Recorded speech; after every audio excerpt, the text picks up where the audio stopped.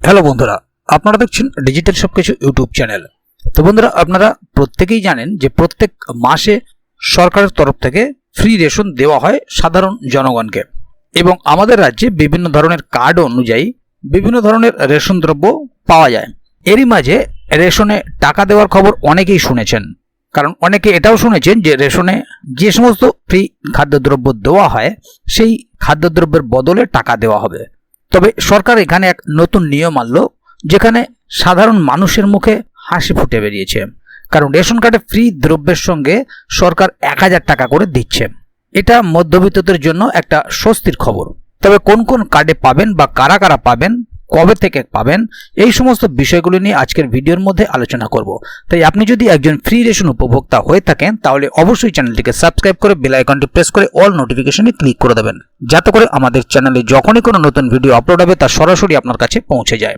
তো চলুন দেখে নেওয়া যাক এখানে বিষয়টি ঠিক কি বলা হচ্ছে। এখানে দেখুন একটি আর্টিকেল প্রকাশিত হয়েছে। রেশন কার্ডে ফ্রি দ্রব্যের সঙ্গে মিলছে 1000 টাকা। সাধারণ মানুষের মুখে হাসি ফুটিয়ে সরকার আনলো নতুন নিয়ম।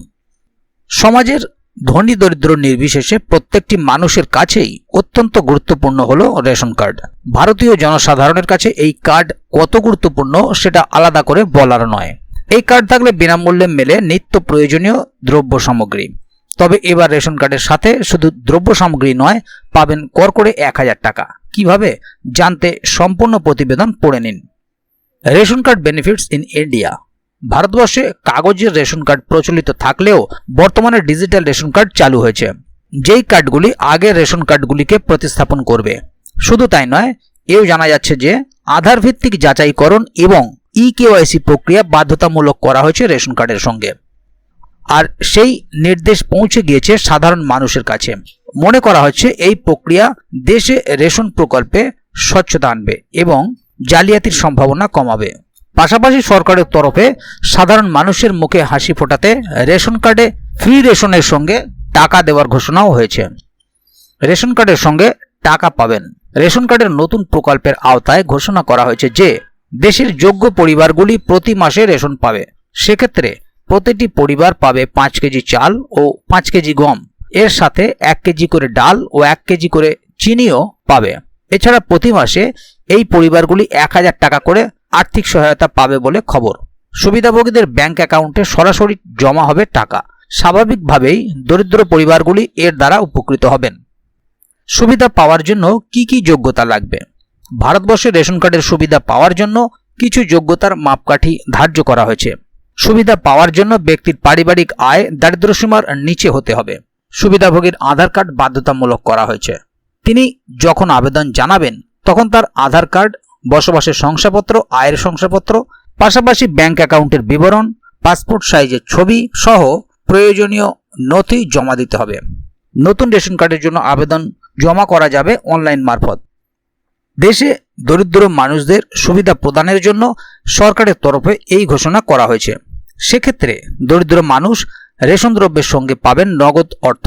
এ বিষয়ে বিস্তারিত জানতে আপনার রেশন ডিলারের সঙ্গে যোগাযোগ করুন। তাহলে বন্ধুরা, বুঝতেই পারছেন এখানে বিষয়টি ঠিক কি বলা হলো। রেশন কার্ডের সঙ্গে যে সমস্ত খাদ্যদ্রব্য পাবেন সেই সাথে প্রতি মাসে 1000 টাকা করে পাবেন, এবং এই 1000 টাকা সরাসরি আপনার ব্যাংক অ্যাকাউন্টে চলে যাবে। তবে অবশ্যই আপনার রেশন কার্ডের সঙ্গে আধার কার্ড লিঙ্ক করা বাধ্যতামূলক থাকতে হবে, এবং নতুন যদি আবেদন করেন তাহলেও এই সমস্তগুলি লিঙ্ক করে দিতে হবে।